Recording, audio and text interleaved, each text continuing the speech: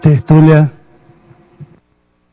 Para todos e todas, hoje é dia 24 de fevereiro de 2012, sexta-feira. O verbete é de número 2218. Tem 8 páginas, 54 logias e 20 máximos. Eu chamo a atenção para o detalhismo que tem 14 máximos. O tema é saberes comunicativos, dentro da comunicologia, a especialidade. Quem redigiu o verbete com muita tranquilidade, mas com muito detalhe, que são 8 páginas, foi a professora Ana, que está aí, assessorada competentemente aí pelo Marcelo. Daqui a pouco eu entrego aí ela para vocês, daqui a pouco. Definição. Os saberes comunicativos são o conjunto das 6 habilidades comunicativas. Saber ouvir, saber falar, saber ler, saber escrever, saber traduzir e saber pensionizar, indispensáveis para o desempenho proexológico nas diversas interlocuções e manifestações intra- e extrafísicas, visando a qualificação da interassistência tarística. O exercício cotidiano de se comunicar com qualidade, a disponibilidade para ouvir o outro, a sabedoria de calar na hora certa, a retribuição interassistencial dos saberes já acumulados, a participação proativa na interlocução sadia, o ato de falar fraterno e assistencial, o ato de pensionizar em cosmoética, a capacidade tarística de não omitir informação com quem precisa ou para quem precisa, a potencialização dos saberes comunicativos associados à inteligência evolutiva. Eu li apenas uma parte, que a fatologia tem mais de 20 linhas. A cosmocomunicação do serenão, as competências parapsíquicas nas manifestações extrafísicas, a parapolimatia vivenciada, a parasemiótica, a alfabetização paracientífica, a TARES paracientífica, a comunicação parapsíquica. Agora, na argumentologia nós temos aí, tem primeiro um tópico dos níveis, consideradas variáveis inter- e multidimensionais. Depois tem uma tabela com 45 ações pró-comunicativas em detrimento de ações anticomunicativas. Depois tem um outro parágrafo sobre investimento, que sobrevém a priorização no desenvolvimento de 6 saberes comunicativos, que é esse que ela falou aí na questão, logo na definição. Agora, depois tem o tópico da maturidade, usando a inteligência evolutiva associada às habilidades comunicativas, a consciência alcança maior maturidade após dominar e compreender a aplicação dos saberes comunicativos na mega-tarefa assistencial policármica. Agora, a remissiologia dos 15 verbetes, nós destacamos autoexpressão, comunicação modular, linguagem mental somática, partilha do saber e transmissão gratificante. Frase enfática. O alto esforço na aquisição e aprimoramento dos saberes comunicativos é condição proexológica para qualquer intermissivista, inversor ou reciclante interessado na interassistência. Você já avaliou profundamente o atual nível de saberes comunicativos pessoais? Como aplica os saberes comunicativos segundo a autoproex? Eu chamo a atenção que a bibliografia tem 5 fontes bibliográficas. Agora, a mega-análise, nós destacamos aí com o João Paulo 20 itens mais sérios. Habilidades, competências, discurso, interlocução, linguística, parapolimatia, cosmocomunicação, consciência, comunicometria, comunicologia, erudiciologia, mental-somatologia, interassistenciologia, verbaciologia, raciocinologia, didaticologia, refutaciologia, infocomunicologia, argumentologia e conscienciografologia. Agora, o verbete aí da ectexologia tem aí várias considerações sobre o processo da equipe extrafísica, que vale a pena a pessoa ver para ela entender bem as conotações que tem nisso. Nós estamos falando aqui do trabalho do Zéfiro. Agora, no questionamento que nós temos aqui hoje, psicopatia, síndrome de psicopatologia, tudo isso é questão de semântica. Em parte é semântica, mas a psicopatia quase sempre se fala de uma doença mental específica. Agora, a psicopatologia é o ramo da psicopatologia propriamente dita. Então, aí já é um processo já de ciência.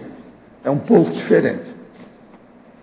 O hipotiroidismo faz a mulher engordar e, estatisticamente, ela acontece mais na pré-adolescência. A mulher desenvolve a doença porque teria medo de viver o processo da afirmação da própria sexualidade. A causa principal teria sido vítima de abandono, derivando em sentimentos de inadequação e inferioridade. E a gordura cobrindo o corpo, nesse caso, seria uma couraça, uma proteção. O senhor pode comentar e dar informação sobre pesquisa que liga o hipotiroidismo às couraças holossomáticas? Olha, isso aí eles estão falando já há muito tempo.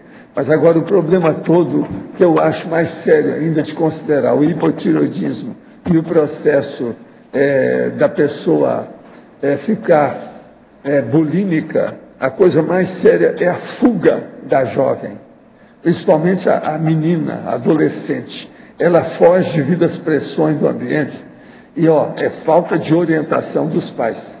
Que a hora que ela começa a aumentar o peso é a hora de parar e ninguém fala para ela isso. Então o negócio vai, que ela está crescendo. Isso aí é adolescência. Então o negócio muito sério é a fuga na adolescência. A gente tem que estudar. Ganho mais que meu marido. Ele nunca consegue somar o dinheiro dele com o meu. E ultimamente tem me sentido sobrecarregada, pois a maior parte da despesa da casa fica na minha responsabilidade. Sinto que meu marido se acomodou com a situação. E ultimamente estou muito irritado. O fato de não conseguirmos juntar nosso dinheiro pode ser assédio? Essa irritação constante que vem manifestando também pode ser assédio? Como posso proceder? Eu acho que você deve relaxar, fazer força e fazer uma indicação para ele ver o que ele vai fazer para ver rendimento no esforço dele. Orienta ele. Você é psicóloga, é para isso. Apesar de não existir até hoje, sabemos uma técnica projetiva universal. Qual a técnica que pode ser considerada melhor por ter maiores resultados para as pessoas em geral? A melhor coisa que tem é a técnica do decúbito dorsal. Você deita, relaxa tudo com a barriga para cima e procura sair com a sua vontade. Agora, junto com essa, é preciso fazer mais umas 4 técnicas para melhorar. Uma delas, muito séria, é a imersão projeciológica. É você estudar e fazer uma opção de coisa sobre projeção e colocar palavras aonde você mora, na cama, ou junto à cama, no escritório, na sala de jantar, colocar frases que façam você lembrar do processo de projeção.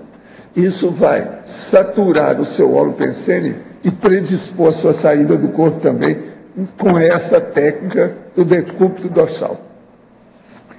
Recentemente, uma pessoa querida perdeu uma filha de 3 anos de idade de maneira abrupta e inesperada em um acidente. Como iniciante nos estudos da conscienciologia, sei teoricamente o que significa e os processos que podem ocorrer após essa ocorrência. Contudo, como posso consolar essa família sem explicar os conceitos de evolução, vidas passadas, morte apenas física, enfim, os conceitos gerais da conscienciologia, visto que é muito recente o ocorrido, e isso não teria efeito sobre as pessoas envolvidas no âmbito da questão. Olha, tem efeito sim. Fala com calma, explica tudo. É a tarefa do esclarecimento. Não tira o corpo fora não, enfrenta a situação. É por aí. Tem que falar. Agora, falando com jeito, esclarecimento sempre ajuda a pessoa. Ela vai se sentir mais fortalecida. Agora, para você. Quanto aos saberes comunicativos, quero saber qual a forma mais prática e eficaz de comunicação produtiva, construtiva para o filho e a filha. pois no momento encontro-me mãe de 2 órfãos, que tiveram educação tradicional durante a maior parte de sua infância. Porém, na pré-adolescência e adolescência, tiveram também acesso teático à projeciologia e conscienciologia, onde receberam informação da possibilidade de serem inversores.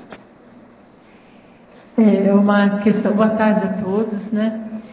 É uma questão bastante complexa para ser respondida, não é assim tão de bate-pronto, né? Que a gente pode dar aí uma resposta completa. O que eu posso estar dizendo, pelas minhas experiências, como a gente pode iniciar, como você poderia iniciar esse processo.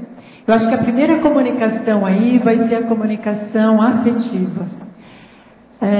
Se eu entendi bem a pergunta, então é um acolhimento de 2 crianças órfãs. Em geral, esse trauma de perda de pais tende a gerar uma série de complicações, né, no desenvolvimento, né, de qualquer criança. Então, os pais adotivos podem estar auxiliando nesse processo de desenvolvimento completo aí da criança. O auxílio que se pode fazer é dentro da linguagem afetuosa, né? Do acolhimento. Poderíamos pensar aí naquele trinônimo, né? Do acolhimento, né? E orientação e encaminhamento. Muito obrigada. Nada melhor do que ter ótimos assessores aqui ao lado, porque vai falhar a memória. Há uma percepção que eu tenho de que quando trabalho minhas energias, sinto como se as energias estivessem mais esbranquiçadas, diferente quando as energias estão densas, ou quando fico por muito tempo em um local de holopensene inferior. Isso é comum? É. Você está vendo o processo da ectoplasmia, e ela fica às vezes esbranquiçada, e quando ficar muito esbranquiçada em cima da pessoa, você vai começar a ver a Dimener, que é a primeira dimensão depois dessa. Isso aí mostra que você tem quase sempre, nesse caso, é preciso ver se você tem, mas você deve ser predisposto à ectoplastia. Olha bem o que é que se passa com você. Agora, num caso desse, é porque a energia é muito mais avançada. Às vezes fica tudo branco, leitoso, brancura, rinço, pomo. Gente, eu queria falar para vocês que nas bancas tem 2 revistas com 3 reportagens sobre Foz. Só de mulher, cheia de vida. Então a primeira é a seguinte, é essa aqui, ó. Você sabe quem é, né? Maitê Proença. Então, uma mulher intensa. Esse saiu na revista Contigo. Agora, tem ela aí na beira das cataratas, todo lado, etc., pensando, mostrando as coisas, um monte de foto, o hotel das cataratas, sabe? Ela fazendo poses de todo jeito. É um monte aqui. A revista é Contigo, vocês sabem. É aquela que é contigo, não é comigo. É com vocês. Agora, ó, tem ela também com as pernas abertas. Fora. Urubu serva essa. Ela é boa nisso, ó. Aqui. Então, essa é a Maitê Proença, revista Contigo, está nas bancas. Agora, Vogue, que é uma das mais caras do Brasil. Essa revista custa 15 pratas. Vogue Brasil. Tem 2 reportagens sobre fotos. Uma delas é com aquela dona mais bonita do que as outras, que ela tem olhos verdes. Que é essa da capa, aqui, ó. Ela tem olhos verdes. É bonita essa moça. O nome dela, vocês sabem, né? Adriana Lima. Agora veja, tem ela nas cataratas, tudo quanto é jeito. Ela fez uma força danada, mas as cataratas estão mais bonitas do que ela. Com tudo quanto é olho verde que ela tem. Outra coisa, depois tem um monte de coisa, as águas caindo de tudo quanto é jeito, ela aí, ó, pose de todo jeito.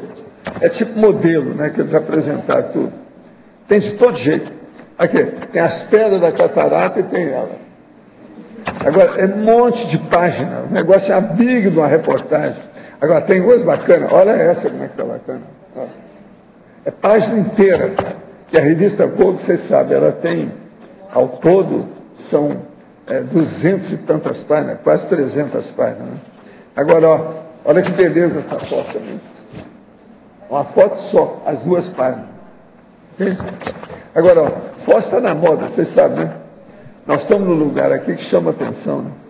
O negócio é muito sério. Agora, ó, melhor da história, tem a outra segunda. É a Diane von Furstenberg. Feliz Stroff, que ela também está nas cataratas. Essa é internacional, é socialite internacional. Diane Furstenberg. Então está ela aqui, ó, e mostra aí o interior de um dos lugares lá da catarata e outra das cataratas aqui. Tem o Hotel das Cataratas aqui, ó. O negócio todo também. Tudo é cataratas. Agora, não é fácil. Vocês veem que são duas reportagens nessa revista e uma na outra. Tudo dessa semana. Foz tem todas. Olha bem o que vocês estão fazendo por aqui. Agora, ó, não pode ser igual aqueles parentes, inclusive os meus, que vêm aqui para ver a gente, ver minha irmã, aquele negócio todo, mas eles vão mais para as cataratas e mais para o Paraguai. Vocês precisam ver o que vocês vieram fazer. Vocês vieram fazer curso, vieram para o Paraguai ou vieram para as cataratas? Precisamos de ver isso, tá certo? Eu agora entrego a Ana para vocês. As cataratas foram agora oficializadas esses dias, foi oficializada como entre as 7 maiores. Foi, das maravilhas do mundo. Por isso que é que o povo está tirando tanta, né, tanta foto, tanta reportagem, tanta coisa. Tá, disso. Mas olha, então, vamos aí enfrentar. Aí, na fatologia, na página 48, a última linha da página 48, o descompasso da verbação e da teática nas interlocuções. Essa patologia aí é uma coisa muito séria para a gente estar observando. A verbação é uma das ações que a gente mais tem dificuldade de fazer, né? O que a gente pensa, a gente faz. Naquilo que a gente sabe de teoria, a gente põe na prática. Como que é isso? O que a gente observa na boa parte, né, do comportamento aí das pessoas na SOCIM é esse descompasso, né, entre a verbação, fazer aquilo que pensa e que sabe, né, mas não põe isso tudo na prática, né? Então fica esse gap, essa condição de lacuna que a gerar incoerência, traz aí uma série de atitudes anticosmoéticas, enfim, abre espaço aí para autocorrupção, né? Não sei se... Porque a teática, ela envolve verbação, a teática. É uma aplicação prática, seria a verbação, né? Certo. O que você quis dizer é que a própria teática, falta verbação na teática, é isso? Aqui é uma junção das duas coisas. Né? Você junta a verbação, a ausência da verbação e a ausência de teática vai gerar esse descompasso na sua interlocução. Quer dizer, pode faltar uma delas, verbação, ou a teática, né? Como elas são irmãzinhas, né? Então elas são próximas. Né? Elas são próximas, então aí pode faltar uma ou as duas ao mesmo tempo. E as interlocuções sadias necessitam dessa condição, né? Agora, outra coisa, na parafatologia, a terceira linha da parafatologia, na página 49, a alfabetização paracientífica. Isso daí, para mim, é um sonho de consumo. Porque, assim, dentro do contexto, né, do verbete, como a ideia trazia aqui esse conjunto de saberes, e eles estão dentro da cientificidade, né, da consciência, eu acho que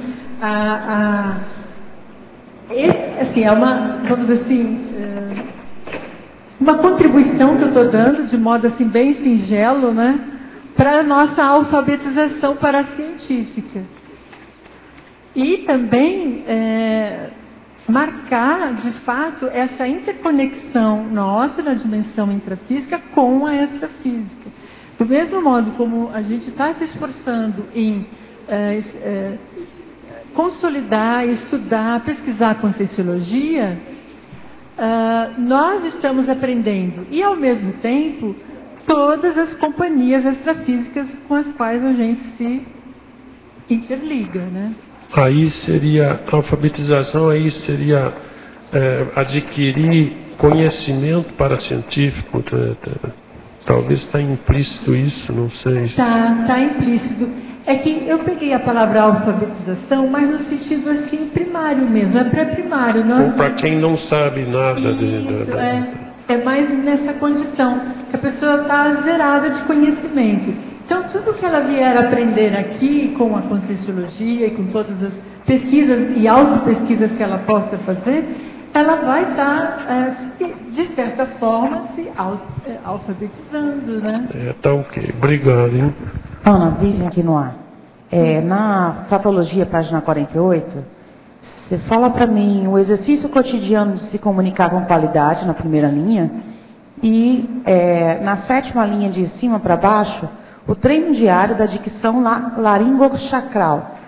Eu queria que você ainda fizesse uma correlação na página 49, ainda na Fatologia, na 2ª linha de cima para baixo, o autodesassédio pelo laringochakra. Certo. Vamos começar então por esse daqui. O exercício cotidiano de se comunicar com qualidade. Gente, essa é a minha meta diária. Por quê?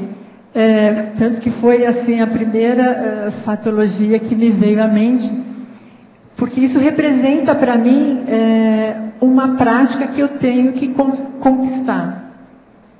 Então, para eu estar explicando aqui algumas patologias, é bom eu contar uma historinha das minhas vivências. Eu sempre fui uma pessoa muito fechada. Então, quem me conheceu há 20 anos atrás vai saber disso, que eu era muito calada, muito reservada, com muita dificuldade de comunicação. Pelo histórico todo da família onde eu nasci, a educação, todo o processo, né, holopensênico, né, familiar, ambiental também, enfim. E temperamento, né, me fizeram aí ter essa postura mais fechadista. Então, comunicar-me é um desafio. Hoje já nem tanto.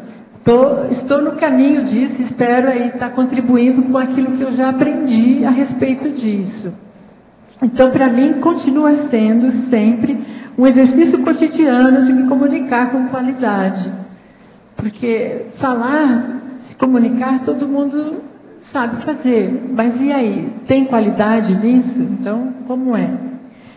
Em relação ao laringochakra, se eu não me engano, vamos recuperar lá onde é? O treino diário da dicção laringochacral.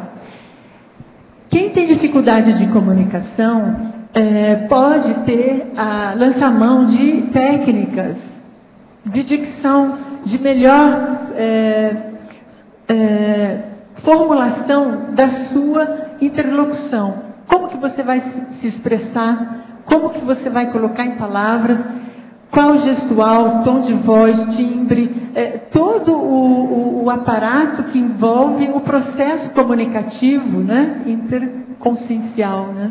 Então, há técnicas que a gente pode observar de treino mesmo laringochacral, né? Quem tem dificuldade pode fazer cursos de oratória para estar melhorando isso, né? Desinibindo. A própria Comunicons, que é uma das instituições que temos aí voltada para a educação, tem o curso Media Training, né? Para favorecer isso, o desenvolvimento disso, né? E a outra patologia, qual era mesmo? Isso, exatamente. Aí, essa tem muita ligação com o que nós já conversamos. A gente proceder esse desenvolvimento comunicativo, de busca da autoexpressão, de sair do fechadismo para um abertismo comunicacional, em alguns casos, como foi no meu, exercitar isso, o autodesassédio laringochacral. Porque às vezes, a consciência se depara com travas, e elas não são só dessa vida, ela pode ser multiexistencial. Ela pode estar carregando traumas aí de outras vidas e que estão, no momento atual, bloqueando, travando a sua evolução. E travando, o que é mais sério ainda, as suas potencialidades, os seus talentos, né? Então, como destravar isso? E vocês todos sabem, o laringochakra é o chakra mais importante no processo comunicacional, né? Então, ele é muito importante. Ok, obrigada. Ana, aqui no B, na parafatologia, na segunda linha de baixo para cima, a interlocução com a Comunex da paraprocedência. Você poderia comentar? Sim, a ideia aqui de colocar essa parafatologia, talvez fosse de criar em mim mesma uma sinapse, né? Tentar criar aí justamente esse canal de comunicação. Eu não tenho ainda toda essa lucidez para estar fazendo essa conexão assim de modo lúcido, né? Mas fica para mim aqui, e aí a sugestão para todos nós, estabelecer uma melhor interlocução, né? Buscar abrir canais de comunicação com a nossa paraprocedência, para recuperar cons mais rapidamente, para a gente trabalhar com maior estreitamento com a equipe extrafísica, né, de amparadores. Isso é fundamental a gente buscar. Ana, você acha que o seu nome não influiu em você quando você era menor, não, né? Você sabe que ela chama Ana Seno. Quer dizer, sei lá se ela pensou, não, eu tenho que fazer só na base de aceno, não posso. Por isso que ela era calada. Eu não sei, né? Estou perguntando. Não, né? Alguém já fez essa piada com você, já deve ter feito, né? Já. Alguém já fez. Uhum. Mas também fazem muito da trigonometria, né? Aí eu já respondo de cara que a família trigonométrica vai muito bem, obrigada. Seno, cosseno, tangente, cossecante, está tudo bem na família. Mas o meu nome, na verdade, completo, é Ana Regina Seno. Uhum. Mas aí eu adotei só 2, que é Ana Seno. Você está certo, que só 2 é que aparece. Todo mundo que tem 4, 5 nomes se perde. Mas essa cacofonia, professor Valdair, eu não vou conseguir eliminar. Não, essa não tem jeito. Essa não tem jeito, porque aí... Ana Aceno. Quer dizer, tem o aceno, é como se fosse a Ana do aceno. Isso. Não tem jeito. Que eu tô não, aqui, o problema é acenar. Mas eu só faço acenos positivos. Você faz bons, então bons, tá para alavancar. Não... Tá bom. Eu sou da sua família até um certo ponto. Eu vim fazendo aceno aqui. Bom, os meus nem sempre são só tão positivos assim. Eu mando a pessoa para o holociclo, para a holoteca. Você sabe que a sigla, no final do verbete, a gente coloca as nossas siglas, né? Aí eu pensei assim, poxa, ainda bem que eu estou pondo Ana Seno, né? É AS. Porque se eu colocasse ARS, que é a sigla completa do meu nome, ia dar ars, em latim quer dizer arte. E eu estou no desafio de sair dessa turma, dessa, sabe? Agora você veja o destino, como é que é. Isso é impressionante. Olha, nesse caso da arte dela, isso é um processo que eu falo lá da linguística, do problema da onomástica e outras coisas mais. Mas é claro, ars é perfeito. Agora veja, não foi você que arranjou esse nome, né? Foi sua mamãe, seu papai. Na verdade, o que me conta é que foi a minha irmã mais velha que me deu, que ela é artista? esse nome. Ela é artista? Não, ela é professora. Tem de tudo, né? Agora, o que é impressionante é o nome perfeito aí, a onomástica dela. Agora, ela quer cair fora, então ficou só no AS. Por isso, o desafio dos saberes comunicativos, tentando, em alto nível, linguagem mental somática. Melhor. Professor Valdo, aqui em cima no ar, Sim. Na página 20, do verbete, Sim. na página 24, é o item interassistenciologia. Pois não. O senhor pode falar desse Equitex para técnica em dessomática? Eu fiquei aqui, curiosa. Eu estou falando o seguinte, olha aqui. A partir da controladoria do maxi-mecanismo interassistencial, a Consciex Zéfiro, depois do primeiro centenário lúcido na intermissividade, durante décadas do século XIX, conseguiu, na condição de Consciex catalítica, líder, formar e manter a Equitex para técnica, em dessomática, mas mais madura, com 6 componentes ativos. 4 ex-homens das últimas vidas humanas e 2 ex-mulheres nas últimas existências intrafísicas. A Equitex para técnica dessomática, ela é aquela que fazia assistência, que faz assistência do problema da dessoma. A pessoa está dessomando aqui, a gente tira do caixão, do cemitério, você está entendendo? Da situação do funeral, dá um jeito de melhorar a pessoa. Agora, eu trabalhei tanto com isso, que durante uma boa temporada, eu costumava ir ao cemitério para ver a pessoa que morreu. Às vezes eu tirava a pessoa de lá na hora. Eu via a pessoa junto do corpo, junto do cadáver. Entende? Agora, ó, aqui tem mais uma coisa. Há um desses componentes da Equitex da Consciex Zéfiro, homem, antes e agora, personalidade consecutiva da Equitex, já identificado por mim, colaborando conosco intensamente há tempos na comunidade conscienciológica em Foz do Iguaçu. Você sabe quem é, né? Não. Nossa. Aqui, esse cara aí. Levanta aí para ver ver? quem é. Faz favor. É ver? É o Everton. Entende? É esse que trabalha mais comigo. Agora, veja, ele começou a cheirar. Ele tem um focinho muito bom.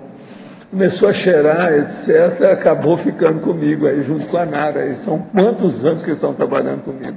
Você está entendendo? E os outros 5, professor, ainda não chegaram? Os outros 5 ainda não chegaram ou já estão Já aqui? perguntaram isso aqui várias vezes, mas eu não sei quem é, eu preciso examinar. O problema é saber de lá, eu sei, mas saber daqui é mais difícil. Eu tenho que ver com calma, né?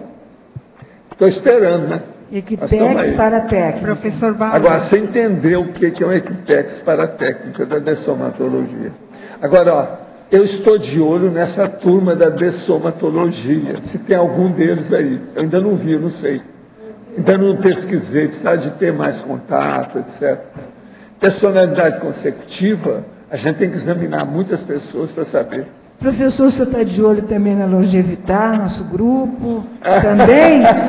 Que é da turma aí, né? Pois é, não, vamos ver o que dá, porque é a mesma situação. É a turma da dessomática, Longevitar. Vamos ver o que é.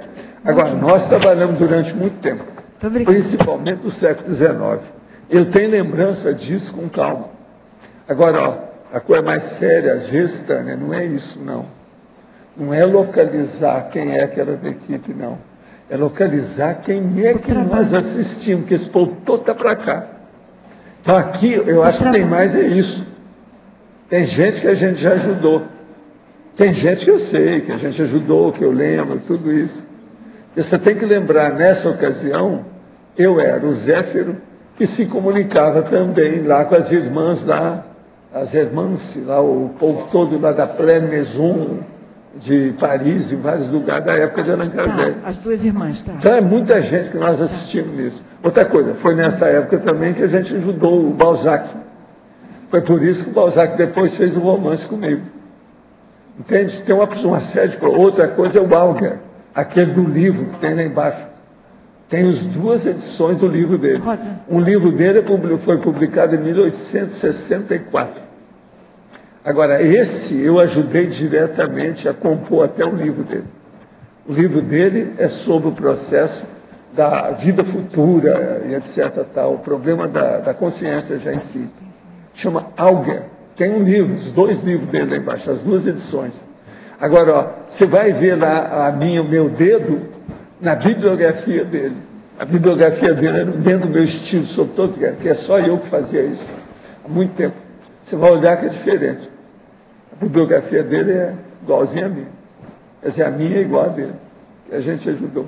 Muito obrigada. Agora, esse homem era um grande sensitivo. Muito obrigada. De base religiosa, mas era muito sensitivo. Professor Baldo, Sim. aqui na equipexologia, o senhor fala da reurbanologia. E Qual que você está falando, na página 23. Qual que é que você quer? Reurbanologia, o primeiro item. A reurbanologia. O que você quer? Fala sobre o megagestor ou concierge Cicerone. O megagestor ou concierge Cicerone. Sim. Isso aqui é o seguinte. Sim. Toda equipex tem um líder. Aliás, toda equipe geralmente tem uma pessoa que orienta. Então, ali no caso, é o megagestor ou a concierge Cicerone. Cicerone é aquele que guia, que orienta, que mostra as coisas, tudo isso. Então, as equipex têm disso. Com respeito Agora, as que são mais avançadas são aquelas que fazem excursão fora da Terra. Uma excursão interplanetária. Esse geralmente, por quê?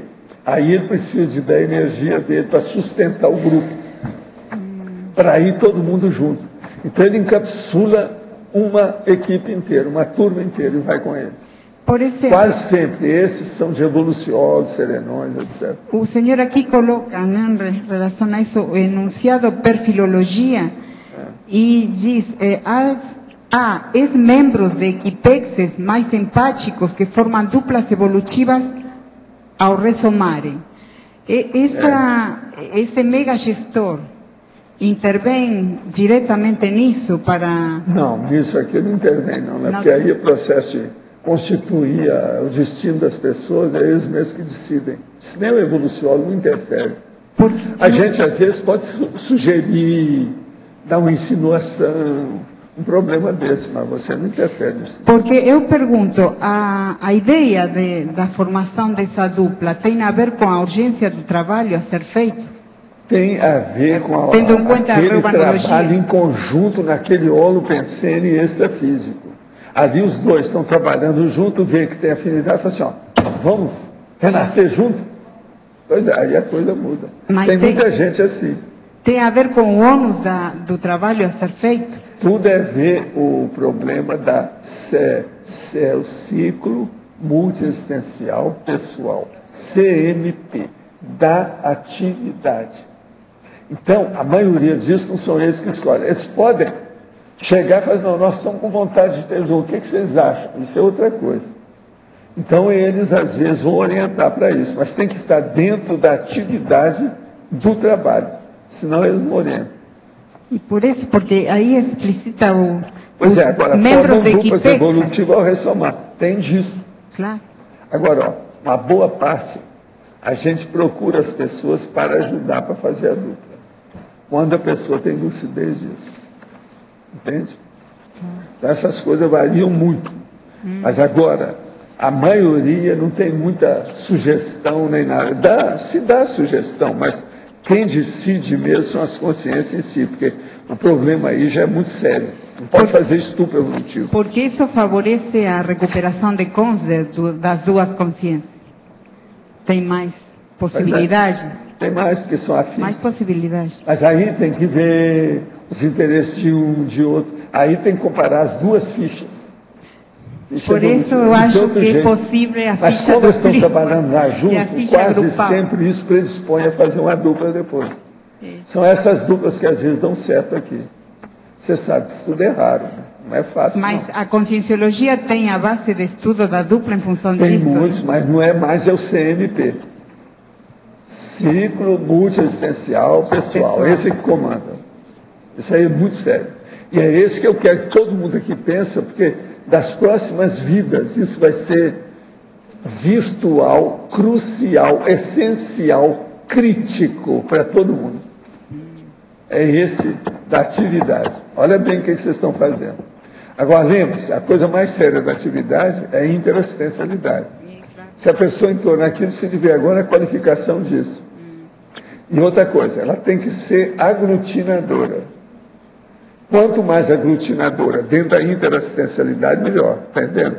Quanto mais chamativa seja a força presencial daquela pessoa junto com a outra, melhor. Entende? Agora, se juntar dois que são aglutinadores, um homem e uma mulher, sai de baixo. Isso vai longe. Nós vamos ver muitas dessas duplas da agora para frente. Essas novas gerações que vão aparecer, vão ter muita gente assim. E os epicons, então, aí? Pois é, epicon. Volta. Sim. Só para continuar. Nesse caso aí de dupla evolutiva que vocês estavam comentando, essa dupla ela vai necessariamente trabalhar com a ProEx vinculada ao trabalho que estava sendo feito antes ou não necessariamente? Mais ou menos, mas depende do grupo. Por exemplo, vocês lembram lá em Portugal o que eu falei para vocês dois? O que aconteceu? Vocês lembram daquele dia? Está na cara, né? Vocês não precisam perguntar nada, vocês sabem muito bem o que é. Sim. Eu falei com a Silvinha o negócio todo, vi até a energia, que eu lembro direitinho. Ó, caindo aquela energia, e tinha uma Concierge que estava orientando o meu negócio todo. Entende? Essa Concierge de vez em quando aparece aqui. Eu, para mim, é do cara que deu, o Mário não está aí. Você estava lá. Esse português que apareceu, é dessa turma. Eu sei, depois que nós saímos de lá, ele me acompanhou. Então, chegou lá em casa, quando eu voltei, eu vi que ele é da turma de Portugal, que eu trabalhava com eles. Na época do Paulinho, você está entendendo? Na época do Paulinho, aquele povo. Isso. O caso dele foi lá, mas foi um pouco foi lá depois em Portugal, disso. Em Lisboa. Eles eram jovens. Quantos anos faz isso, Silvio? Fazem 12 anos. Pois é, faz 12 anos. Agora veja, esse aí era daquele povo. Que é a turma do Paulinho. Esse aí. Entende? Mas, situação séria. Eu não entendi essa Concierge com Não, você Portugal. fala para ele o que aconteceu. Deixa eu falar. Agora eu fiquei... Foi agora, antes do almoço. Apareceu a Concierge lá com um banho de energia. Você sentiu lá as energias desde o início lá. Isso, a gente estava um pouquinho antes do almoço, e começaram a falar de Portugal, de uma comida portuguesa, o Mário estava junto, e aí o professor Waldo na hora sentiu a presença, o Mário também sentiu, e disse que é um amparador português, e que estaria ajudando lá nos trabalhos do 40 Manobras, das coisas todas. Agora, depois ele foi comigo e falou, não, eu sou daquele lá de Portugal da época, então eu vi que é da turma antiga. Agora ele está ajudando o mago aí, por causa do processo lusitano mesmo. E essa Concierge era do mesmo grupo? É do mesmo grupo dessa que apareceu? Não, essa Concierge é da turma daquele que eu vi, a coluna de luz, aquele negócio, toda a vida passada de vocês aí dela. Né? Pode expandir para a fatologia, para você, na segunda linha de baixo para cima, a paradiplomacia integradora. Essa é uma questão bastante bacana e que está muito relacionada à comunicação. Para estabelecermos a paradiplomacia sadia, em alto nível, é necessário a gente estar com todos esses saberes na ponta da língua, vamos dizer assim, e mais um pouco. O processo da linguagem do para-direito, desenvolver e investir isso, para que a gente consiga construir esse diálogo, essa interlocução sadia, não só dentro da dimensão intrafísica, mas também entre as dimensões. Esse próprio verbete do dicionário de argumentologia é interessante, eu fiquei atenta para saber qual seria o verbete que estaria em dupla com o meu, para estabelecer alguma sincronicidade. Enfim, tudo é pesquisa, tudo é alvo de ser pesquisado e investigado. Então, vem bem a calhar estudar sobre a equipexiologia com essa questão da paradiplomacia. Hoje de manhã eu tive uma entrevista aqui.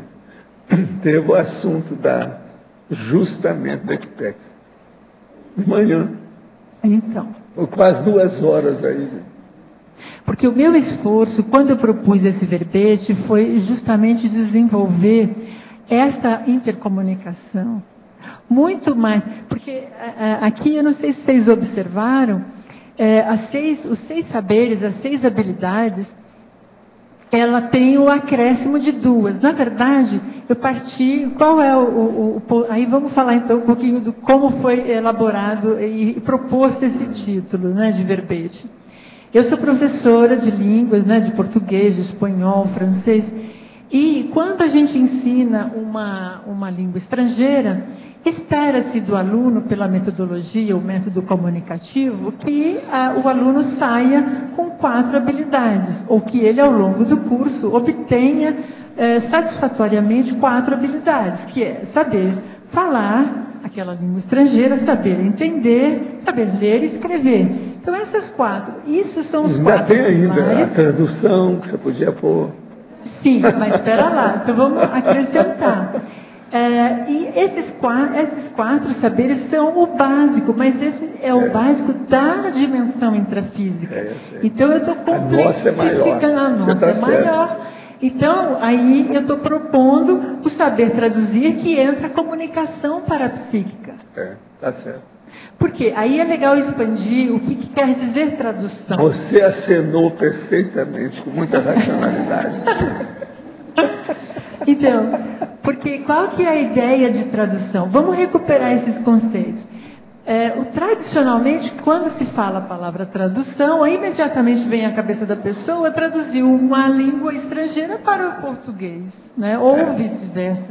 Mas não é só isso. O nome é translado. Existe também o translado, que é o contrário. Isso. Aí, o que mais se pode dizer com tradução? Um professor em sala de aula, ele vai traduzir, por exemplo, uma imagem, um mapa. Na aula de geografia, tem lá o mapa mundi e vai explicar para o aluno o que é aquele mapa mundi. Ele está traduzindo uma imagem pictográfica para a linguagem verbal, onde tem o conteúdo da significação. Então, o que é que significa aquela imagem do planeta? Isso é uma tradução. Esse é outro exemplo. Mas no nosso caso aqui é muito mais sério. É como que a gente vai traduzir as nossas parapercepções em linguagem. Tá certo. Agora, a verbetógrafa. Na página 50, em paradoxologia, gostaria de saber mais sobre o paradoxo da intervenção tarística silenciosa. Os meus parabéns pelo verbete. Você sabe quem está escrevendo. Você sabe quem está escrevendo. Sou aluno da escrita. Bons verbetes e energias. Chama-se Orlando de Vila Velha, do Espírito Santo. Claro, nosso grande amigo lá e companheiro de empreitada. Ele de vez em quando ele escreve aqui. Bacana. Que bom que ele fez a pergunta. Mas olha lá, página 50, paradoxo da intervenção tarística silenciosa. Em geral, uma das coisas mais difíceis para a gente fazer é a intervenção. A intervenção cosmoética, assistencial, pontual, aquela que é necessária, prioritária, coerente, que vai assistir e que vai esclarecer. Essa é uma habilidade a ser conquistada. E os saberes comunicativos vêm contribuir nessa direção. Então, às vezes, a melhor comunicação, ou a melhor intervenção, ou o melhor esclarecimento num determinado contexto e situação é o silêncio. Porque o silêncio é uma comunicação, é uma forma. O silêncio fala. Perfeito. O silêncio é uma linguagem.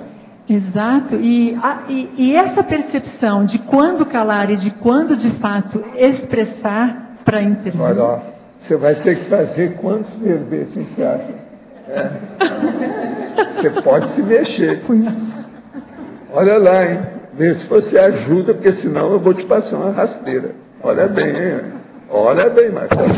Agora, tem mais um para você aqui. A verbetógrafa Ana.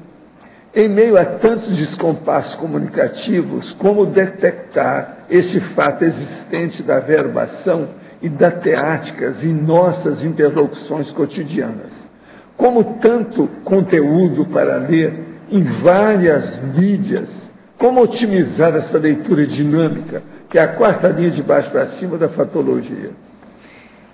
Olha, tendo discernimento. Discernimento, criticidade, para você fazer a priorização do conhecimento que você vai assimilar e vai aprender e se dedicar.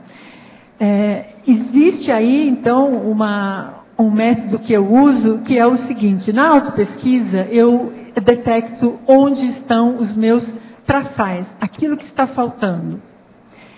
E observo também os meus trafores, aquilo que eu já tenho conquistado e que já está bem caminhado. Então eu uso os trafores para estar preenchendo as lacunas dos trafais. Qual é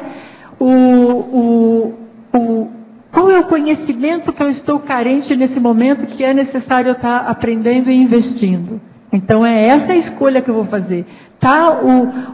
A mídia nos proporciona diversos estímulos em diversas direções. Uma coisa boa é a pessoa vir aqui, ir lá no holociclo e consultar o cosmograma.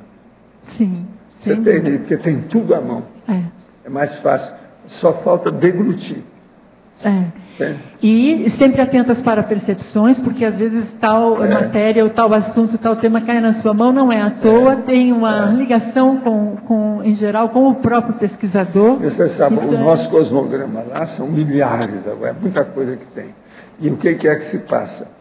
Eles têm tudo dossiê. Às vezes tem uma cuba inteira só sobre um assunto específico, exato, que é justamente aquilo que a pessoa está procurando. Então, ela, para chegar naquele nível, que já está tudo mastigado lá, ela vai demorar, às vezes, 2, 3 anos para chegar naquilo. Já está tudo feito aí. É um caminho andado. Nossa, isso dentro da pesquisa é uma maravilha, é tudo de bom. Por isso esses esforços coletivos, né, de todos nós aqui da CCCI, não é porque eu estou a 2.000 quilômetros daqui que eu não estou participando desse Holopensene. Por isso eu fiz questão de vir pessoalmente aqui para fazer a apresentação e receber aí... Eu perguntei se você viria ou não. Se você não viesse, ia ter comigo. Porque ela já tem muito valor, tem muita competência, e agora que ela está se manifestando, hoje é a rentrée dela. Então, é preciso ver o que é que vem por aí, tem muita coisa pela frente. Criei coragem, tá vendo? Como é importante fazer recinto. Você está vendo, Adriana? Você está vendo como é que ela é? Isso é uma fera, escondida. Eu acho que ela ainda está um pouquinho subnível, subnível. Está em retraída. Você é um pouco desperdiçadinha. Valdo, vamos fazer um esforço para que ela se expanda um pouquinho. Ana, Osvaldo aqui acima. Eu gostaria de não sei se pontualizar se já foi marcado um erro aqui na voluntariologia, na segunda linha, onde diz o uso interassistencial dos saberes. Acho que está trocada a A pela S, verdade? Qual que é a página mesmo que fica? Na página 49. 49. Voluntariologia, segunda linha. Certo. O uso interassistencial dos saberes. Está invertido, está asberes. Asberes não tem significado, né? Saberes. Mas agora vamos nas perguntas, tá? Mas antes de entrar no tema da politicologia, gostaria de te parabenizar pelo verbete. Realmente a parte de comunicabilidade aqui está muito bem expandida. Meus parabéns. Obrigada. Eu gostaria de que dentro da politicologia você exponha 3 conceitos, ou amplie 3 conceitos que estão aqui. Na primeira linha, a política da comunicação de massa. Na segunda linha, a oligarquia dos censores mediáticos. E na terceira linha, a aristocracia do saber. São 3 aí. Antes de responder a pergunta, deixa eu fazer um parênteses. Para mim foi super difícil fazer esse verbete, porque manejar todos esses saberes aqui e condensar em outros... O problema são as 70 sessões, não é isso?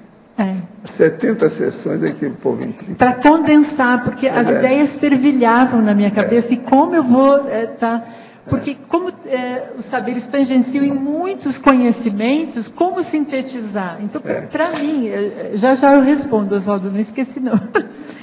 É que o verbete em si, ele traz essa ele já traz o template, ele já é ele já traz resumão. A fórmula ali, para fazer a síntese.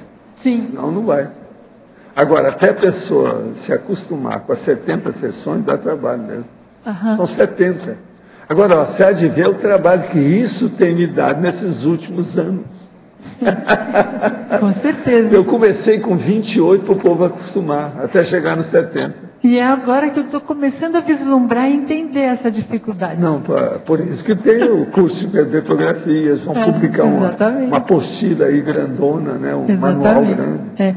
Bom, vamos à política da comunicação de massa. O que a gente observa das mídias, né, de como que se processa a comunicação de massa, não é no nível que a gente gostaria, né, tarístico. Ele é muito mais de entretenimento, muito mais de aparência, muito mais de mostrar meias verdades, de não falar as coisas às claras. E existe muita média, né, muita manifestação de grupinhos, e aí a informação para quem deve chegar não chega. Então, isso daí é um ponto a ser destacado aí. Na questão da oligarquia dos censores midiáticos, o que a gente vê do terrível que é a falta de... Fala-se muito em liberdade de imprensa, porém, não é bem assim. A gente observa algumas revistas ou jornais ou outras mídias, ou mesmo televisões, sendo, vamos dizer assim, orientadas, né, e isso entre aspas, né, muitas vezes manipuladas, compradas, sendo insinuadas a não divulgarem ou divulgarem a notícia de determinada forma, omitindo, mascarando determinadas realidades, né, que precisavam ser. Mas tem no meio de tudo isso alguma, vamos dizer assim, coisa boa, né? Pelo menos os podres estão vindo à tona, né?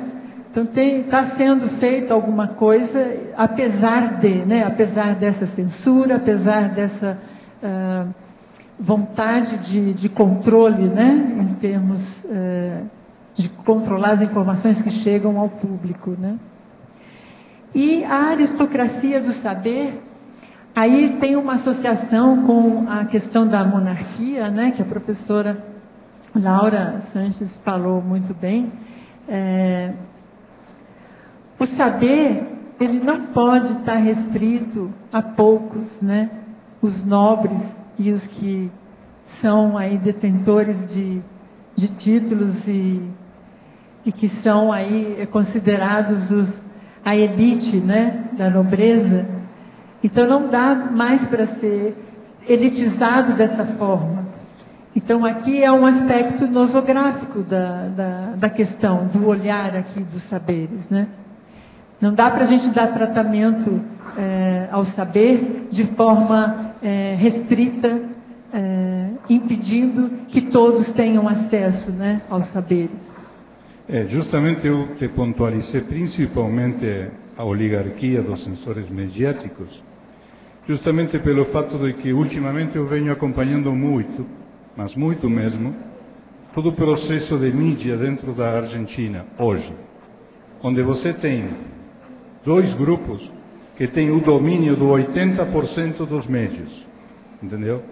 Então, de aí dá para ver e notar, não somente como esses médios influenciam dentro da própria população, dentro da Argentina, sino da forma em que eles estão expandindo essa visão, certo, para fora do país. Principalmente eu acompanho isso nos médios principais de aqui do Brasil, o Globo, o Estadão, a Folha de São Paulo. Então, essa é uma questão que justamente eu pontualizo isso, porque hoje é extremadamente necessário ficar muito de olho com as informações que você recolhe da mídia. Ou seja, tem que se fazer uma compulsa dos médios, porque a verdade não está somente em um dos médios. Isso pelo menos o que eu tenho visto. Mas muito bom, obrigado pelo verbete. Sim. É muito importante, só complementando, o nosso papel em tudo isso. No que a gente pode ajudar? É trabalho de formiguinha. Nós vamos estar fazendo atares, esclarecendo, promovendo cursos, ampliando, divulgando, escrevendo, que é muito importante também, para a gente divulgar e melhorar a qualidade dessa comunicação. Os conteúdos têm que se tornar mais qualificados. Não dá mais para a gente ser omisso, não dá mais para a gente deixar passar batido, né? Que isso tudo a gente comece agora a reverter, né? Com qualidade, né? Ana, aqui no ar? Sim. Na página 50. Sim. Em primeiro lugar, parabéns pelo verbete, né? Obrigada. E depois eu gostaria de saber, na legislogia, quando você coloca a lei da PROEX, eu queria que você estabelecesse a relação entre a lei da PROEX e os saberes comunicativos. Correto. Tudo a ver.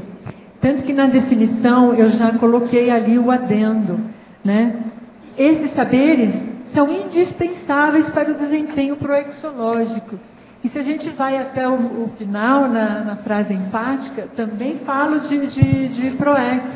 E a questionologia vai nessa direção. Então, eu penso que pensar em programação existencial, para nós, intermissivistas, é muito sério isso. Aí é interessante eu esclarecer como eu pensei esse verbete. Existe um porquê desse verbete. O porquê desse verbete é porque nós somos intermissivistas com uma programação existencial. Para estar estudando, pesquisando e divulgando as ideias da conscienciologia, esclarecendo, ajudar na reurbanização do planeta. Então, esse é o porquê que a gente vai investir nesses saberes comunicativos, aprimorar cada um deles, para a gente se qualificar para isso. Então, a lei da PROEX, ela está implícita, né? Ela é a razão de ser aí para a gente estar entendendo do porquê que vamos aprender esses saberes, né? Ou investir neles. Ana, primeiro, parabéns. Sim. Né? A Obrigada. que está falando. Sim. Eu acho que o verbete ficou muito interessante, né? E ele está muito amplo, né? E podemos pensar várias coisas e pesquisar a partir daqui. Eu queria te perguntar, na página 51, quando tu fala dos níveis dos saberes comunicativos, no final da página 51, eu gostaria de saber se no nível gráfico, quando tu fala em saber ler e saber escrever, tu estás te referindo só à questão textual ou tu consegue incorporar aqui, por exemplo, a expressão gráfica, o desenho, né? E as mídias contemporâneas, como o vídeo. Eu sei que estão incluídas as questões de saber falar, né? E também saber ler e saber escrever. Mas, digamos, existem, por exemplo, as linguagens gráficas relativas ao desenho, as linguagens corporais, que também são comunicacionais. Ótimo. Como é que tu vê isso? Foi bom você ter trazido isso. Obrigada, porque eu puxo a sardinha para o meu lado, porque eu gosto muito da escrita. Então, quando eu pensei no nível gráfico, saber ler, saber escrever, eu vou confidenciar, eu estava mesmo focada no gráfico pensei.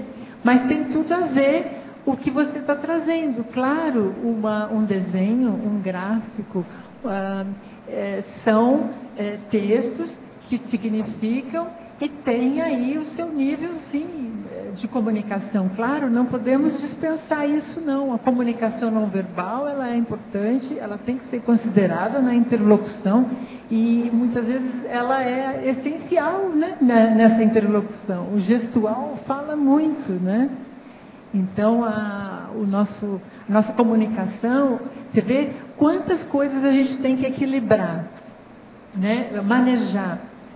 Porque se a gente parar para pensar, todos nós sabemos fazer isso. Aqui não há novidade nenhuma para ninguém, a bem dizer, né?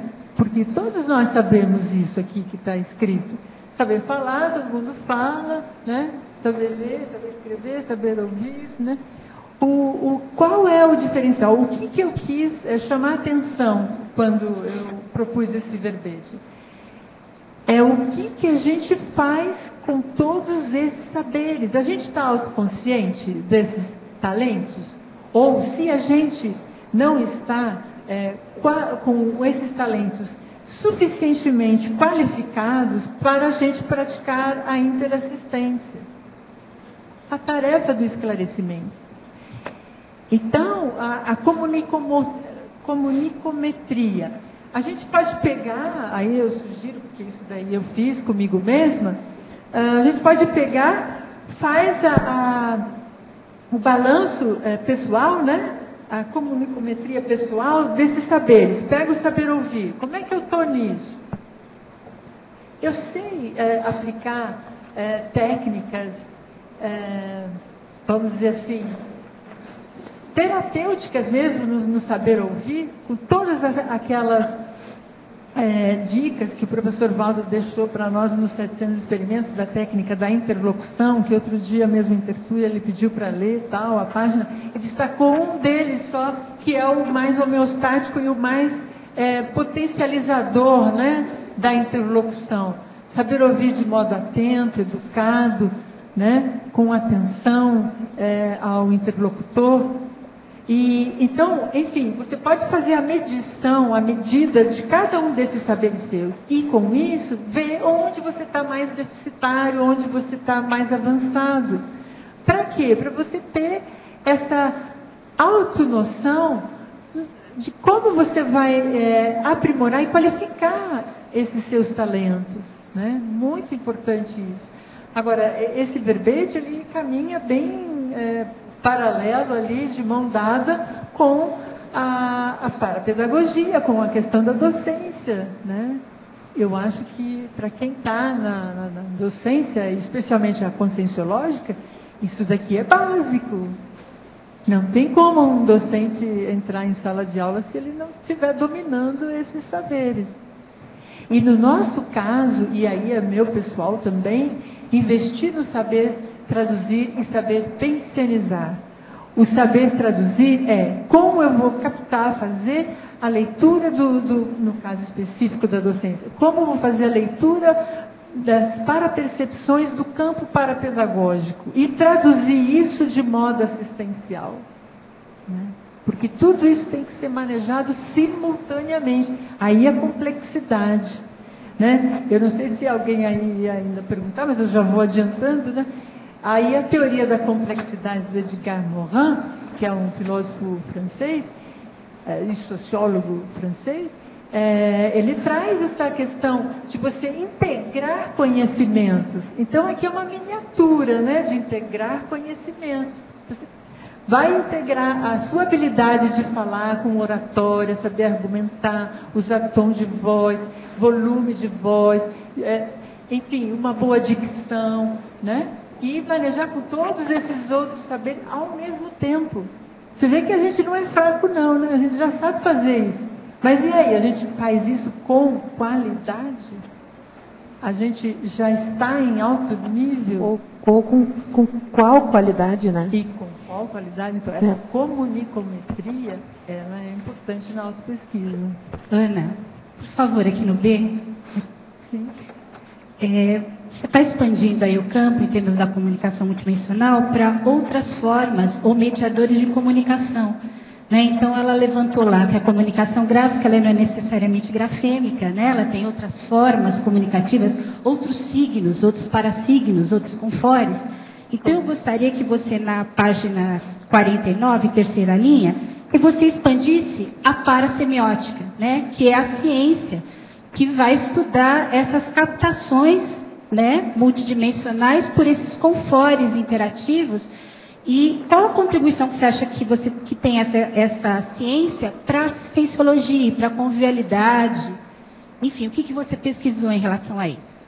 Ótimo. E parabéns pelo verbete, né, minha amiga? Muito obrigada, Regina. Olha, a especialista perguntando para a aluna, vê se pode um negócio desse. Ela me perguntando, professor Valdo, sobre parasemiótica. Eu é que tenho que perguntar para ela. Eu ainda estou na linguística, vocês estão trocando chumbo, isso faz parte do serviço. Estamos trocando pesquisa, minha amiga. Estamos trocando pesquisa. Então, porque eu ainda estou na linguística, eu pouco avancei ainda na semiótica, porque eu penso que tenho ainda muito a aprender na linguagem propriamente, mas é muito interessante a sua pergunta e também quero estar expandindo, sim, até onde eu cheguei. A minha vontade mesmo, ao estudar tudo isso, é chegar, eu não sei em qual vida, daqui 1000 anos, no conscienciês. Então, essa é a minha longe. Agora, assim, você sabe longe, que ela arranjou uma equipe aí e fez uma IC, né? Pois é, a reconsciência. É bom você observar bem essa reconsciência dela, para ver se você reconhece. Pode observar com bastante calma, tá, Ana? Mas pode observar. Com bastante calma, aí a gente conversa, né? Mas, Regina, eu penso que tem, sim, muito a contribuir a semiótica e a parasemiótica, porque faz parte da nossa comunicação. Como a gente se comunica através das energias, e a energia ela não tem forma, ela não tem signos, ela não tem símbolos, ela não tem códigos. Então, e aí, como é isso? Como você processa isso e explica? E o desafio é isso, né? Traduzir a energia no signo, né? Para poder começar a fazer a tradução, né? A tradução, perfeito. É essa que é a ideia. Agora, ó, eu trouxe esse processo do conscienciês para vocês perderem o sono. Já perdemos mesmo. Porque agora, é um desafio. Agora, Ana, assim, uma sugestão aí para você ampliar nos seus próximos verbetes, porque é um mundo esse verbete, né? Eu queria sugerir você dar uma olhada para as dislexias em relação a essa parasemiótica. Então, você imagina o que é um distúrbio dessa captação ou dessas leituras ou dessas apreensões e dessas expressões, né? Que seriam os processos de dislexia, e aí ampliando o que ela diz, porque a gente está muito acostumado a ver a dislexia enquanto grafema, enquanto signo grafêmico. Agora imagina a gente ampliar isso para uma linguagem gráfica enquanto expressão e a gente estudar as nossas facilidades, as nossas dificuldades de leituras, né, multidimensionais, né? Então eu acho que o seu verbete é um mundo e eu queria te dar parabéns. Eu acho que dele dá para a gente ampliar muita coisa. Sem dúvida, é um mega desafio. Aí eu brinco comigo mesma, falando aquela, assim, na linguagem comum, desafio pequeno é bobagem. Vamos pegar logo aí uma meia dúzia e vamos, né, fazer aí o que a gente pode fazer de desafio, né, para estudar e aprender. Professora, tenho sentido muito o meu corono chakra, sinto como se algo estivesse mexendo nele, uma suave dor. O senhor pode me dizer algo sobre o que tem sentido? Olha, o processo de corono chakra, quando existe alguma coisa na cabeça, se examinar a sua cabeça, o que tem? Porque corono chakra, geralmente, a pessoa não sente diretamente. Quando ela sente, ela já caiu fora do corpo. Ela fica, entende, fora da situação. Ela se projeta. De modo que isso aí, se você está sentindo bem no cocuruto, é preciso examinar por que é, o que houve. Fisicamente, é bom fazer um exame da cabeça. De que maneira podemos organizar a informação na internet, visando solucionar o problema da sonegação da neoinformação e da falta de democratização da informação de ponta em diversas áreas do saber? O que você acha? Pode repetir a pergunta? De que maneira podemos organizar a informação na internet, visando solucionar o problema da sonegação da neoinformação e da falta de democratização da informação de ponta em diversas áreas do saber? Esse é um grande desafio mesmo, como encontrar as informações que informam mesmo as realidades existentes aí. Eu penso que o nosso discernimento ao navegar pela internet é tudo. A gente tem que ter já em mente uma priorização, um foco. Não dá para a gente estar dispersando dentro da navegação pela internet. E essas pesquisas infográficas ou né, dentro da web, elas são vitais para a ampliação do nosso conhecimento, para saber o que se passa em outros países, em outras regiões, em outras áreas. A gente está vendo, por exemplo, aí noticiado aí na mídia, que na China não existe essa liberdade. Essas redes sociais, por exemplo, Facebook, Twitter e outros, não são disponíveis para a população. Eles não podem ter a esse acesso. Então, isso é muito crítico, mas aí já entra numa instância, né, da política.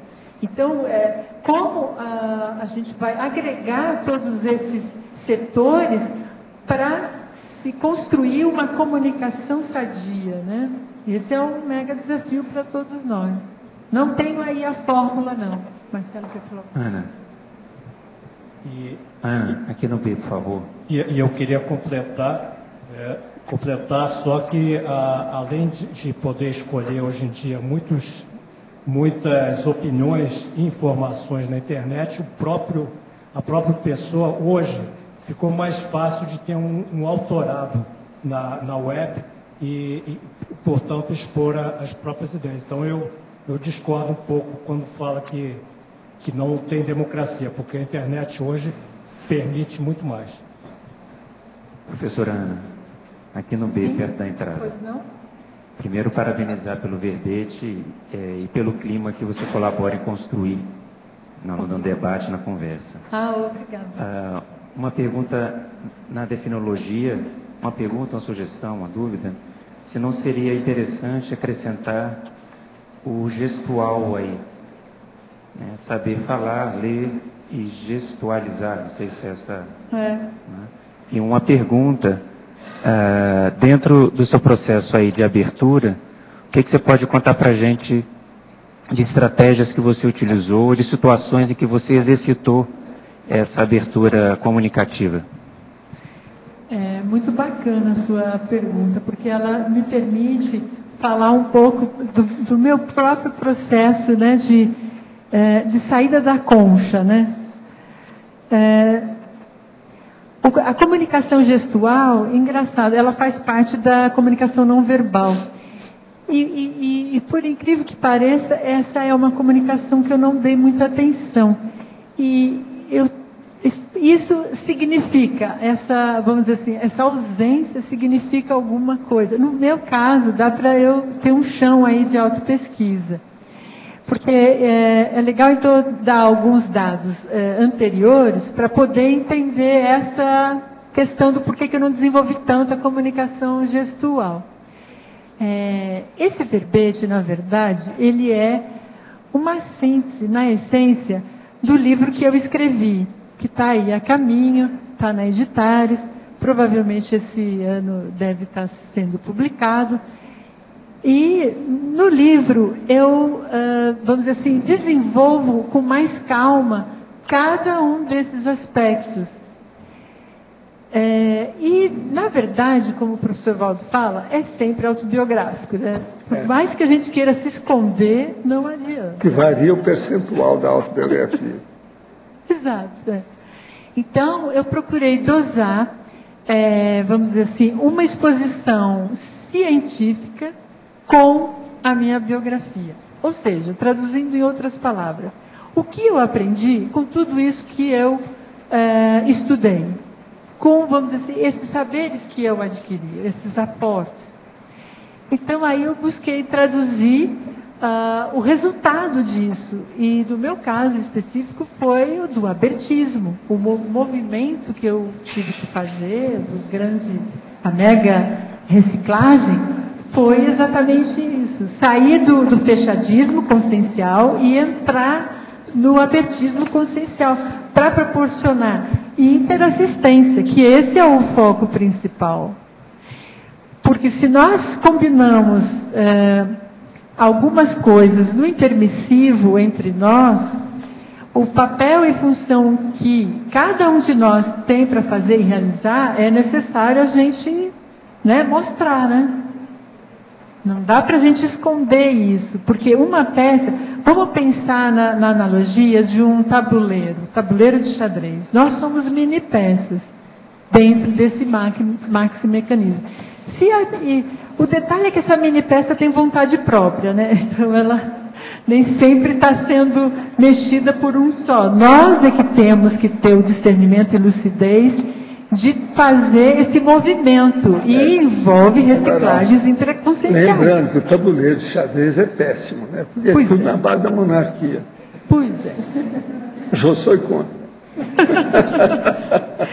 Mas olha, tem aqui uma coisa para você. Em Parafatologia, página 49, quarta linha. Parafatologia. Página 49, quarta linha. Gostaria de saber de que maneira um iniciante na conscienciologia poderia desenvolver de maneira assistencial a leitura parapsíquica da psicosfera do outro. Nossa, essa é fogueira. Como explicar isso brevemente em 1 minuto? Aí é só ter uma aula, né, de dinâmicas, né, de parapedagógicas, né, parapsíquicas e parapedagógicas, para a gente aprimorar isso. Mas é o seguinte, eu falava há pouco sobre a comunicação parapsíquica, que ela é através das energias. Como não há uma linguagem específica que a gente tenha uma alfabetização desde pequeno, não se aprende isso na escola, e espera-se que futuramente isso seja uma das matérias futuras para estar contendo na grade curricular das escolas e universidades, aprendermos a comunicarmos com o nosso parapsiquismo. Isso é fundamental. Se a gente tem essa alfabetização parapsíquica, a gente consegue fazer essa leitura. O que significa isso?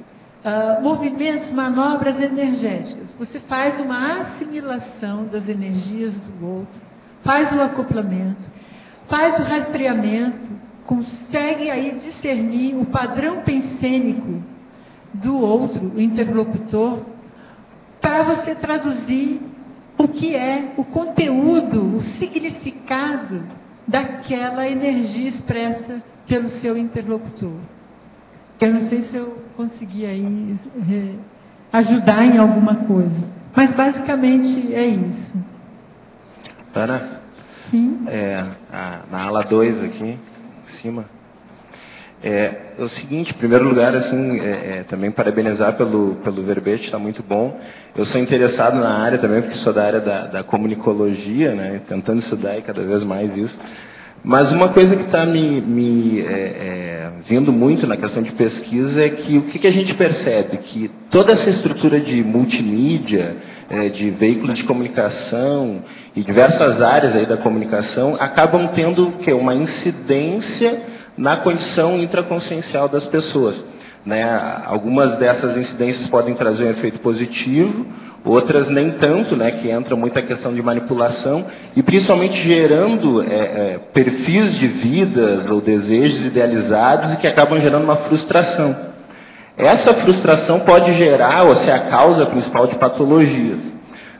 Essa construção que eu estou fazendo é pelo seguinte: eu começo a ver que, em função da complexidade que a comunicação passou a ter incidência na vida das pessoas, se é cada vez mais possível os próprios técnicos, vamos dizer, da comunicação, ou promotores, realizadores, né, disseminadores da comunicação, também passarem a se responsabilizar mais pela terapêutica do processo dessas patologias possíveis criadas.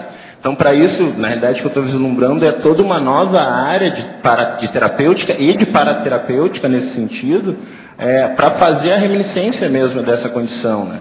Então, eu vejo cada vez mais uma participação, e aí não repassando somente para as áreas aí da psicologia, medicina, mas os técnicos da comunicação, os comunicólogos, também participando desse processo aí de cura e de terapêutica mesmo. Sim. Bacana a sua colocação. É isso mesmo. Esse papel cabe a nós.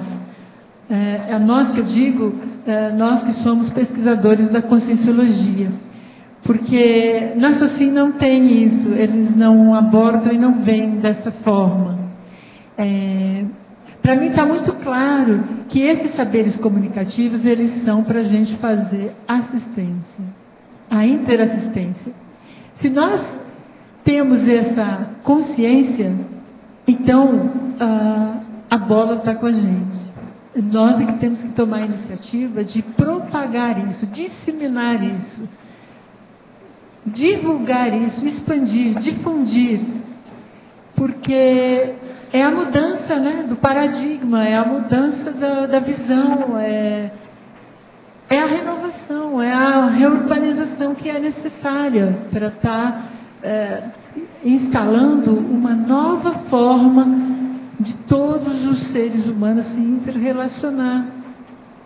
Pensar na intercomunicação de modo tarístico, assistencial, pró-evolutivo, né? E aí foi com esse foco, esse viés, que vem aí a tabela das 45 ações pró-comunicativas. Essa tabela ela foi vivenciada por mim profundamente. E tempos atrás eu estava muito mais nas ações anticomunicativas, é claro, né? Agora estou fazendo aí todo o processo de busca de estar mais nas ações pró-comunicativas, posturas mais assistenciais, evolutivas, que vão visando mais o auxílio ao outro, uma convivialidade sadia, no processo realmente de querer o melhor para todos, né? Seria um exercício teático, né, do princípio da cosmoética, né? Um dos princípios da cosmoética é aconteça o melhor para todos. Como que a gente contribui para isso? Às vezes é numa pequena interlocução, de um bom dia, como vai? Tudo bem? Um diálogo minúsculo, às vezes pode acontecer ali uma grande assistência. Então, ficar atento a esses detalhes do dia a dia, que é fundamental.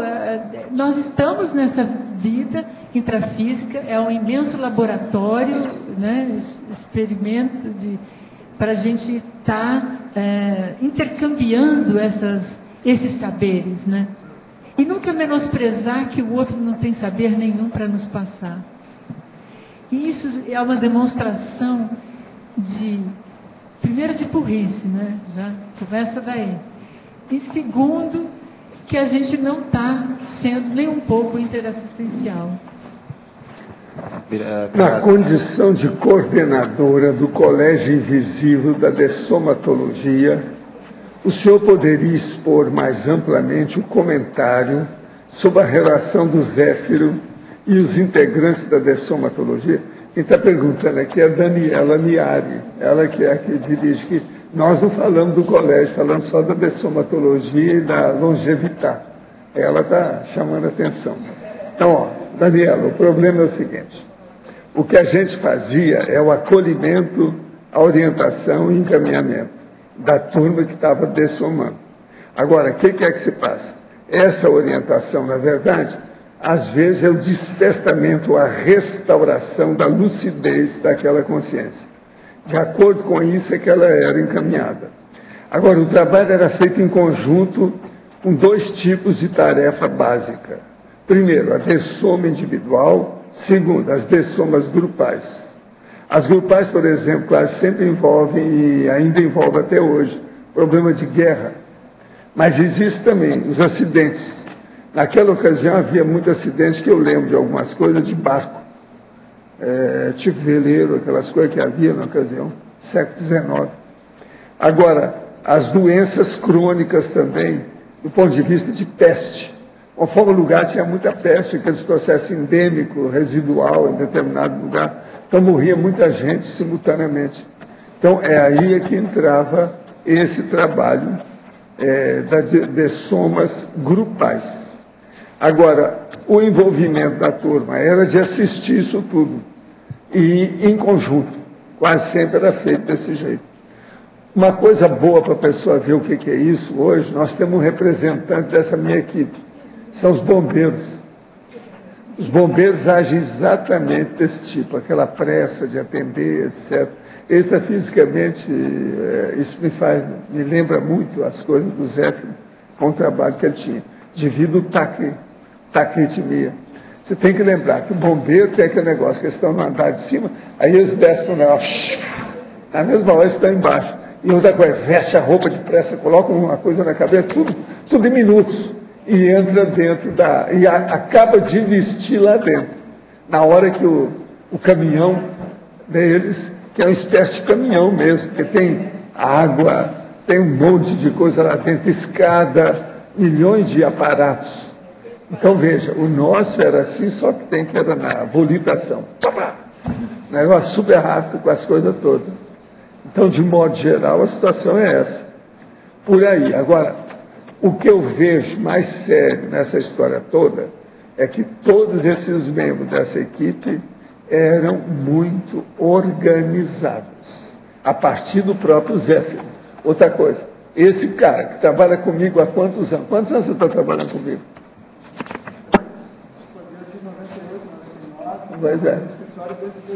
Pois é.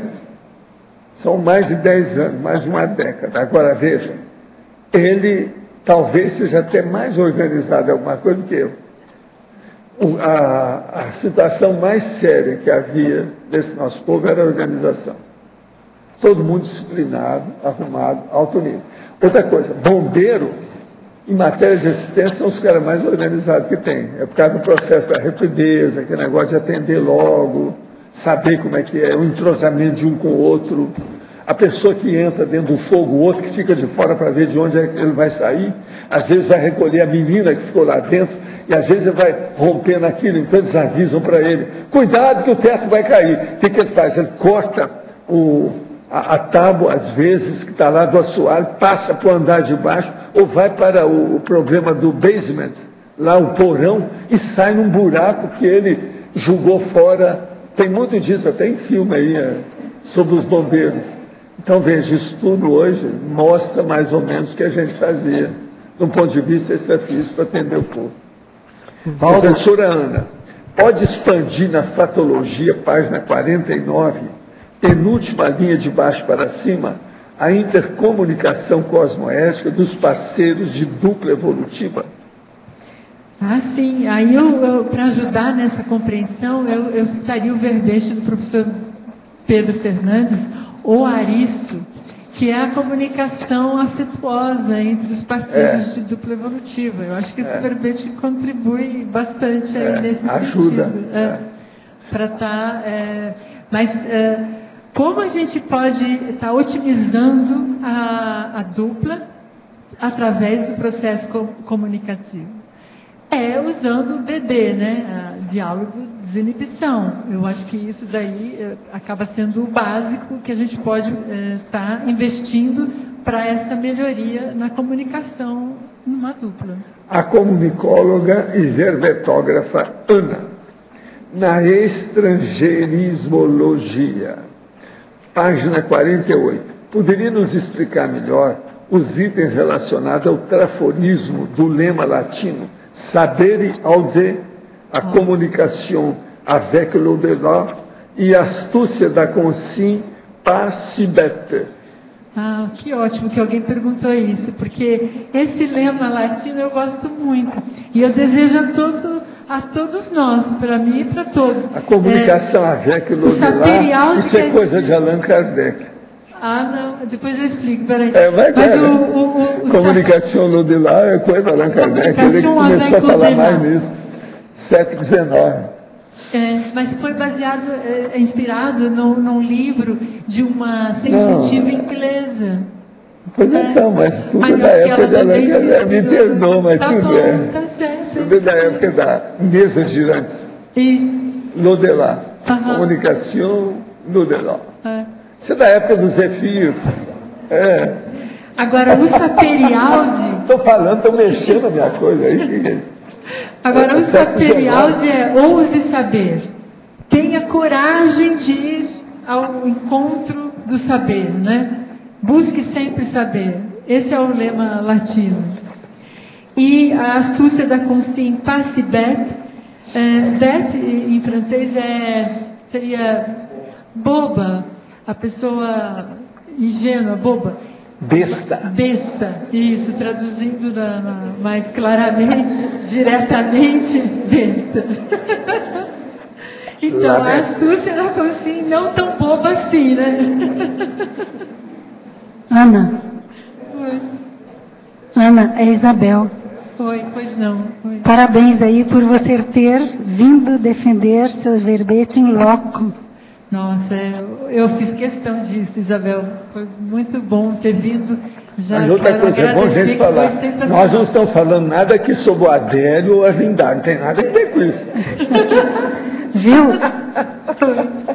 Se você puder, queria que você fosse na bibliografia. Ah, sim. Você quer algum comentário? Sim. Primeiro, o item 2.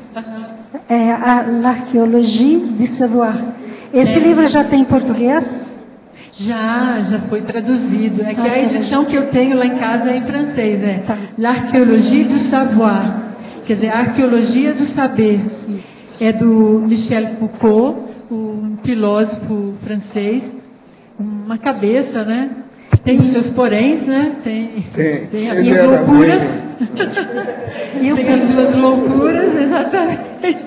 Mas ele contribuiu muito para a linguística, assim, de uma forma especial. A melhor coisa para muitas coisas, no conceito das formações discursivas, né? De como entender a linguagem do ponto de vista linguístico, como se constroem todos os estilos, como que as diferentes linguagens das diferentes especialidades. Ele focou bem em determinados assuntos.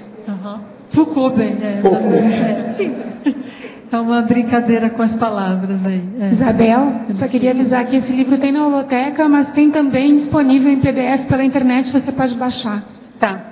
E o primeiro aí, se você puder comentar, por que você escolheu a ordem do discurso também dele? A ordem do discurso. Se você puder. Eu trouxe o livrinho.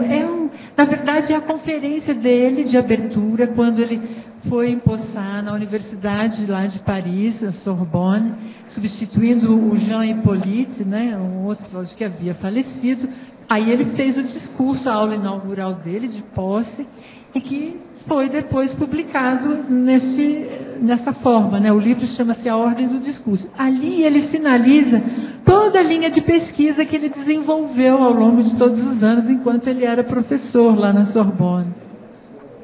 O plano, o plano diretriz, né, dele de docência lá dentro da universidade.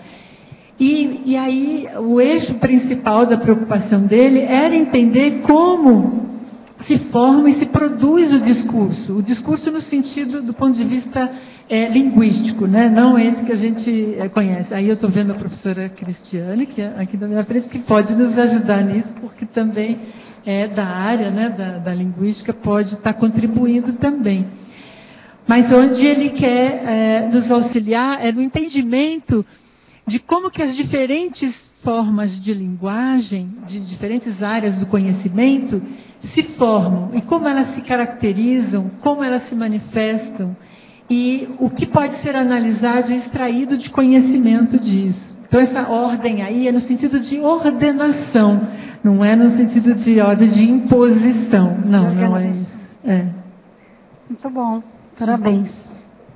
Obrigada.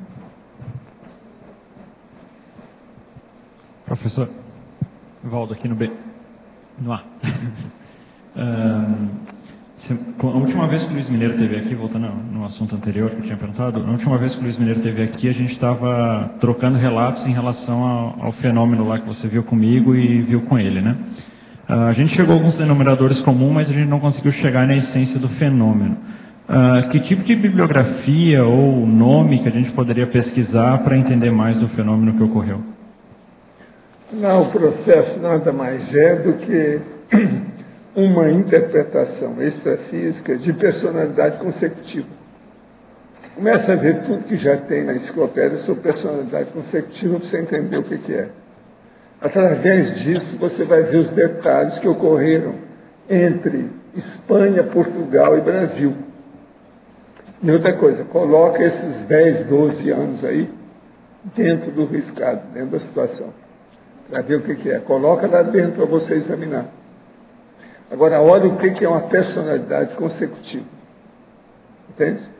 Agora, veja, nesse caso aí, quem expôs a situação foi a consciência de lá para cá.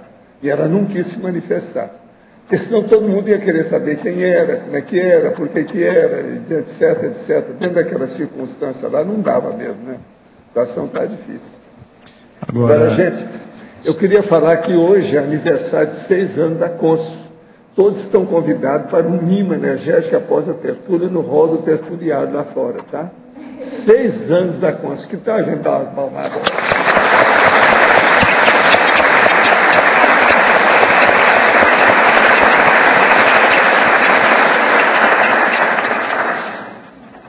É a primeira jornada internacional de consciência ou metodologia, 6 a 18 de julho de 2012. Isso é da Consul. Agora, mandar aqui um bombom, Lacta Sonho de Valsa, e está escrito um negócio aqui, olha, para mim mandar isso aqui. Quais são os seus objetivos na condição de consciência? Qual a sua coragem, resolução, ação, eficiência e edificação quanto à possibilidade de você alcançar o complexo? Nota 2 pontos. É uma nota. Agora, ó, possivelmente é isso que eles vão dar para vocês já ficam sabendo. Toma, você pode, então, seu sonho de valsa, eu não posso dançar essa. Tá certo? Agora, de modo que está muito bom isso aqui. A situação com bombom e tudo, som de valsa, belo. Para quem quer mudar de patamar evolutivo, o caminho é esse. Participe desse momento histórico, contribuindo com suas recis. Gente, o negócio é sério. Vamos ver isso. Vocês vão receber isso lá fora, hein? Olha isso. Quem é que pode comer chocolate aí? Sonho de valsa. Agora, ó, eu torno a entregar para vocês a Ana. Vocês podem... Aí, nós já temos ainda 6 minutos. Ó, o Carlos vai falar. Pode falar, Carlos. Em primeiro lugar, sugeriria a inclusão na coliologia, aí, um item novo, o saber não ocupa lugar. Só uma sugestão. Outra coisa que eu queria que definisse, explicasse, que eu não consegui significado na fobiologia, qual é a diferença entre laliofobia e lalofobia? Não tem, são sinônimos. Se tiver em excesso, a gente tira, né? Não tem problema, não. Você sabe que ele tem um monte de livro escrito na cabeça, né? Pois é. Doutor no assunto. Porque é tudo parente. Tudo parente. Então, outra coisinha na enumerologia, que você citou, eu acho que as principais línguas, né? E entre elas, a língua de sinais. Então, já lembrando a pergunta aqui dos gestos, incluiu aqui... Do aceno. Aceno. Porque a gente não pode esquecer que existe um grupamento das consciências, né, das consciências ressomadas que não vieram com o aparelho fonador funcionando.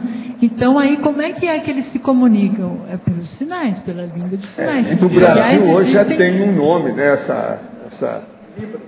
No Brasil é Libras. Cada país tem uma língua de sinais. Então, no Brasil chama-se Libra, que é a sigla que foi adotada aqui. E, inclusive, como curiosidade, né, eu não sei se vocês conhecem, isso já está atendido em nível de universidade. Onde eu estudo, na Universidade Federal do Espírito Santo, onde eu faço mestrado em Linguística, lá no ano passado entrou o primeiro mestrando surdo-mudo. E como foi a prova dele? Assim, como curiosidade, né? Estou trazendo. A prova foi gravada num vídeo, então quando a pergunta era lida, vamos dizer assim, pelos sinais, pela professora, que foi filmada. Então, durante a prova, se ele quisesse reler a pergunta, ele então acionava com o botão o DVD e via novamente a professora fazendo os sinais. Por quê? Porque na língua de sinais, não há o significado dos sinais, ele não é sempre o mesmo. Não. Então, e aí, ao professor repetir os sinais novamente para o aluno, poderia cair no risco dele estar respondendo em algum momento, dando a dica da resposta para o aluno. Então, eles resolveram então filmar pelo DVD e aí é feita a prova assim para eles, né? Enfim, como curiosidade. Eu acho que é um mundo muito bonito para ser conhecido, está nas minhas metas, não sei quando, aprender a língua dos sinais. Eu posso citar como sugestão de leitura, para quem quer se aprofundar nisso, um livro chamado Vendo Vozes, que é do médico neurologista americano Oliver Sacks, que ele pesquisou profundamente sobre a questão da língua de sinais. E é muito bacana o livro, tem muitas informações. A minha mulher gosta demais dos livros dele, do Oliver Sacks. Isso, ele já... Aquele negócio de chapéu, etc. Tal. Isso, o homem que confundiu a sua mulher com o chapéu. Com o chapéu. Exato. Esse era bom. O Antropólogo em Marte também é dele, né? Tem várias coisas. É bom. Aí também, trazendo como curiosidade em questão à língua de sinais, ele relata, Oliver Sacks, no livro, que no século XVIII havia uma ilha no leste americano, eu não vou lembrar o nome dessa ilha, em que todos os habitantes, por 250 anos, eram bilíngues.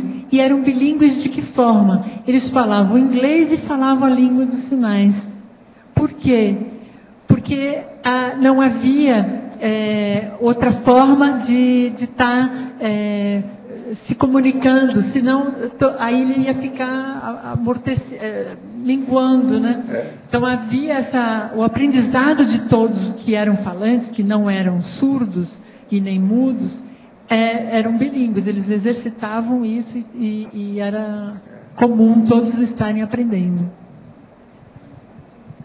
Olha, nós esperamos então mais um monte de sabe, tá bom? Ideias é que não faltam. Vamos ver se a gente concretiza. Eu e a turma toda da comunicação exigimos isso de você. Exigimos. Tá certo? Nossos comerciais, por favor. Obrigado. Hoje tivemos 130 assinaturas no livro de presença, 17 perguntas presenciais e 16 perguntas online. Hoje teremos os recados do Leandro sobre voluntários na transmissão das tertúlias, a Cristina e Everaldo sobre o curso Teáticas do Código Pessoal de Cosmoética, a Regina sobre o curso Anatomia e Fisiologia da Linguagem Gráfica, a Rosa sobre o programa Verbetografia, a Adriana e a Cris sobre imersão na Paradireitologia.